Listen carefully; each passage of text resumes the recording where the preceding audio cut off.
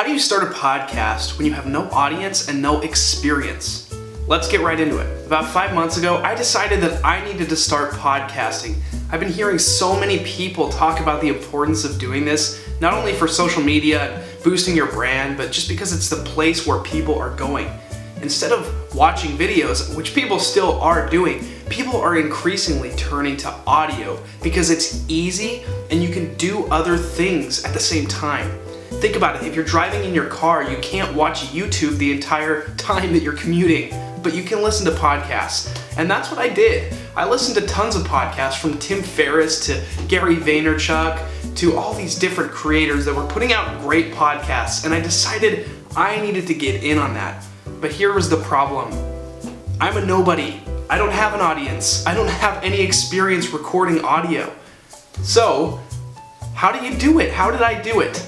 I want to explain my tips. I've got 4 tips for you that are really hopefully going to help you to convince you to start your podcast right away, not worry about the production value right away, and to actually do well and not totally suck when you're starting, because it can be really, really difficult as a medium to get started podcasting. Maybe not so much as video, but it's definitely a learning curve. And I want to help give you a jump start on your podcasting so that you can start out a little ahead of the pack. Without further ado, let's cut the fluff and let's get right into the tips. The number one most important thing you need to know when you're starting a podcast is that you have to be specific in your niche. You can't go general. If you just talk about marketing or you just talk about animals, it's too broad. You cannot do that. You're not going to reach an audience. You've heard the adage that when you're trying to reach everybody, you're reaching nobody.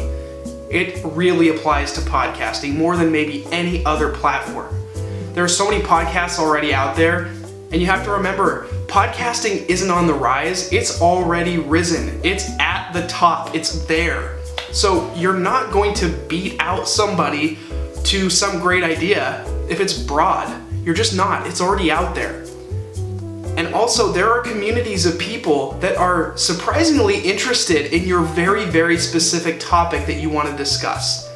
And these people don't want to hear generalities. They want to hear the specifics. They want to hear expertise. They want to hear stories. They want interviews. They want things that are very specific to their interests. And if not, then they're not going to listen. So, when you're picking what you're going to actually talk about on your podcast, the number one thing that you have to decide on, of course, is your subject matter, your topic. But when you're deciding this, don't be general. You have to be specific. So instead of talking about animals, maybe you want to talk about animals that are in North American zoos, for example. Now that may not make a great podcast, but at least it would be very unique. Number 2, do not buy expensive equipment. You don't need to. Now, this is maybe a trap that I fell into a little too early of, thinking I needed to buy a lot of expensive recording equipment, a lot of recording foam to block out the sound and to set up my studio to look just so. When you're running a podcast, there's so much that goes into it that the simpler you can keep every aspect, the better, the more likely you are to continue and to create great content. So with that said, don't buy an expensive microphone. You don't need to. You have an acceptable microphone already in your cell phone. That sounds crazy, but with an app like Anchor, you can just record things directly on your phone like you're calling somebody. At the very most, just buy a really quick, tiny little lapel mic that on Amazon, these things go for like $10, $15, and they do amazing jobs at producing high quality sound. Plug it into your phone or to your computer and just record from there. You don't need to get a soundboard, you don't need to get an expensive mic, you don't need all the foam and the soundproofing and all this. You really don't. You can get great sound quality just from wherever you live or wherever you work, wherever you're going to have your little studio. All you really need is a computer, a phone, and maybe a lapel mic. That's it. Number 3, it's going to be important for you to choose the right podcast host. Now, if you don't know how this works, yes, you're going to have a podcast that is going to be in people's ears, but in order for it to be in people's ears, it has to actually be emanating from somewhere, right? It's not just on iTunes. It's not just on Pocket Casts. there is actually a place where your podcast will be hosted, where the RSS feed will be hosted, and you need to make sure you pick the right one. So I already mentioned one in this video, and that's Anchor. You can see the logo right here, so you know what the app looks like. You can go on the App Store and download it.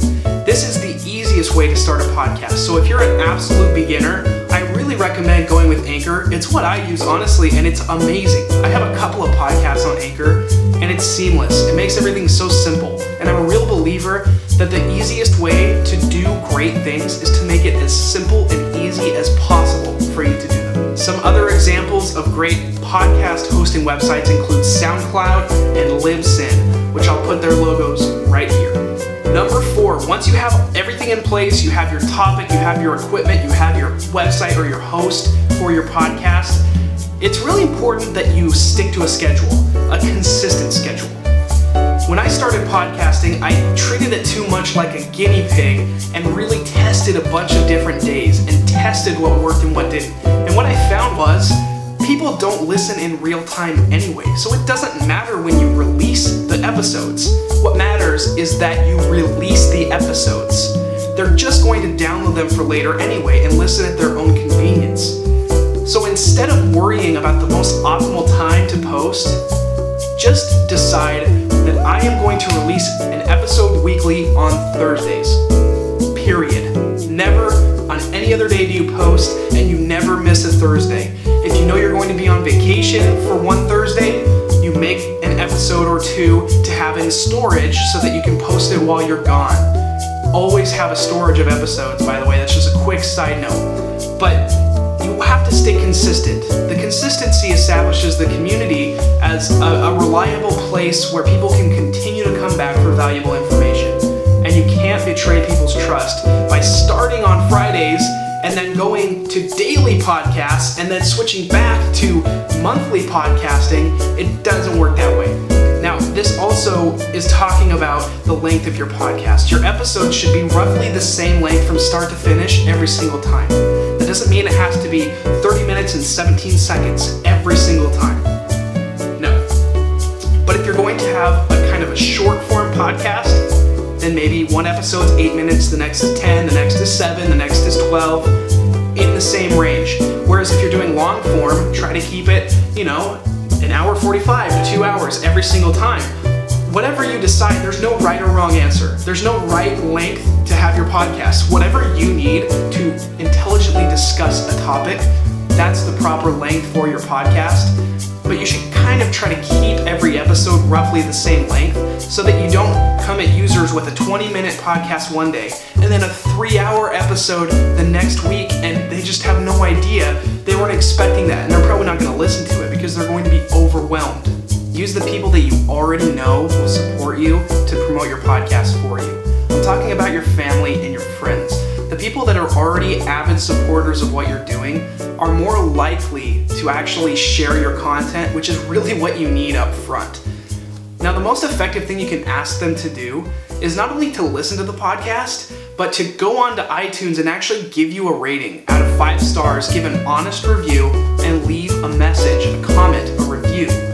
What this does is it signals to iTunes' algorithm that your podcast on Apple Podcasts is receiving more and more popularity right from the get-go. So if you can plan this out where you have 3 or 4 episodes right when you launch them all together, and you get your family and friends to agree to support you right when it launches and to go review your podcast, this will signal to Apple Podcasts that this is a for real podcast. It just launched and people are already buzzing about it.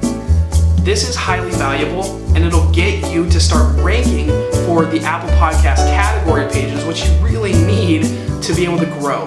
I did not do this. I had to grow my podcast strictly through hustle. We're at about 4,000 downloads now, and it took so much effort to get to that point that if you just started by doing this, what I'm telling you now, and learn from my mistake, you probably get there 3-4 months before I did.